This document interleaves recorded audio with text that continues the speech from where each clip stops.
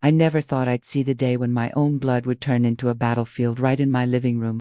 It was a crisp autumn evening, the kind where the leaves outside whispered secrets to the wind. My daughter Emily, sweet Emily, with her father's eyes, stood there trembling like a leaf herself. Her husband Jacko, that man I'd once welcomed like a son, raised his hand and slapped her once, twice, 3 times. This sound echoed like thunderclaps in my old house. And his mother, Margaret, that venomous woman with her painted smile, just sat there on my faded floral couch and clapped, as if it were some twisted performance. My heart shattered into 1,000 pieces that moment, but I didn't scream. No, I picked up the phone and made one call. One call that changed everything. You won't believe what happened next. Stick around, because this isn't just my story. It could be yours. The air in the kitchen that morning had smelled of fresh coffee and burnt toast, the way it always did when Emily came over with her family.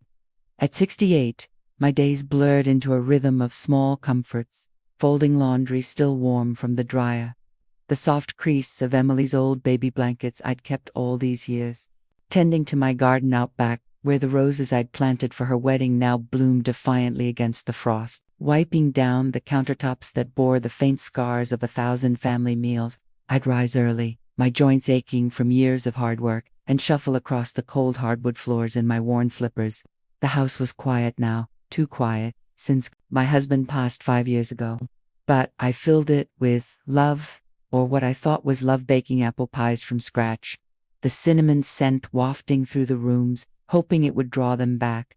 Emily had been my world from the moment she was born, tiny and wailing in that sterile hospital room. I poured everything into her. I remembered the nights I'd sit by her crib, rocking her through fevers, whispering stories of brave princesses who conquered dragons. When her father lost his job in the recession, I took on extra shifts at the diner, my hands raw from scrubbing plates, just to keep her in dance classes. "Mama, you're my hero," she'd say, twirling in her pink tutu. I sacrificed vacations, new clothes, even my dreams of traveling to Europe so she could go to college. Tuition payments ate my savings like a hungry wolf, but her graduation day, that smile on her face was worth every penny.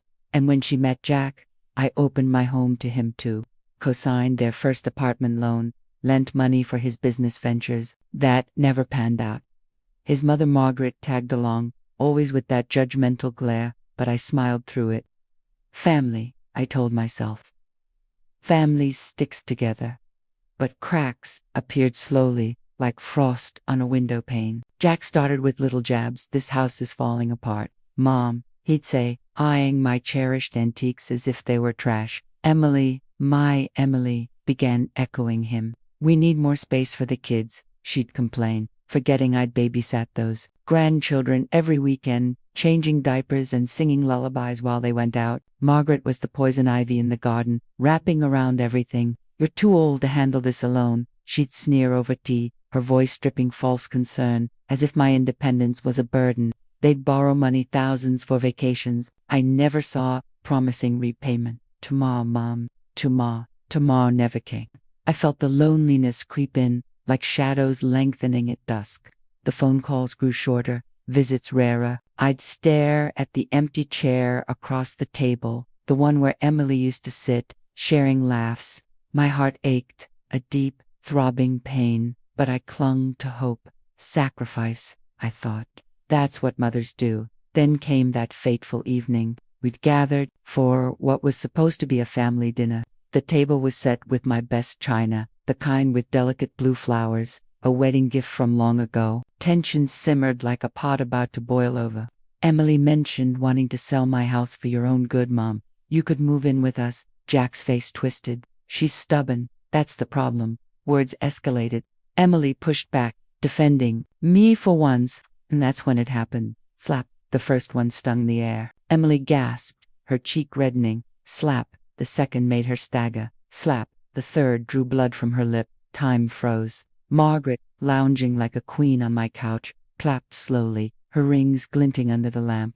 "About time someone taught her respect," she said, her voice cold as ice. My daughter crumpled, tears streaming, and in that instant, something inside me snapped. Not rage, but clarity. crystal clear, like morning light piercing fog. I'd given them my lifeblood, and this was the thanks. No more. I didn't yell.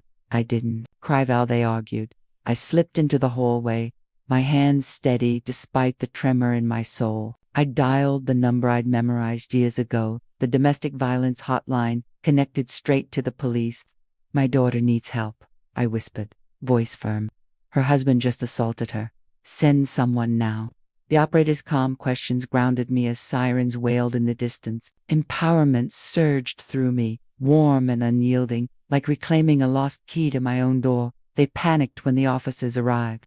Blue lights flashing through the curtains like Judgment Day. Jacques blustered. It was just a family matter, Margaret hissed. You meddlesome old woman. How dare you? Emily, wide-eyed, stared at me in shock. Mom, what have you done? I met her gaze, my voice steady as steel. What I should have done long ago. Protected you. Protected myself. The police took statements, handcuffed Jack. Margaret stormed out, vowing revenge, but her threats bounced off me like rain on a window. Emily begged, please, Mom, we can fix this. But I shook my head. No, darling. You've fixed enough at my expense. In the days that followed, I changed the locks, the click of the new key, a symbol of my reclaimed control. I met with my lawyer, altering my will, my house, my savings, now going to charities that help women like Emily. The broken bowl from that night, shattered on the floor, I swept away, much like the fragments of our fractured bond. Loneliness lingered, but it was different, now peaceful, not piercing.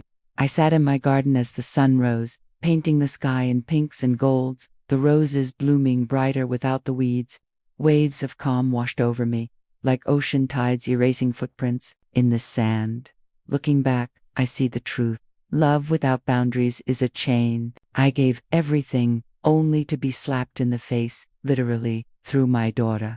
But in that one call, I found my voice again. Dignity isn't given, it's taken back. If you're listening, remember this. Sacrifice has limits. Let go of those who drain you and watch yourself bloom. Peace comes not from holding on, but from setting free. And oh, how free I feel now.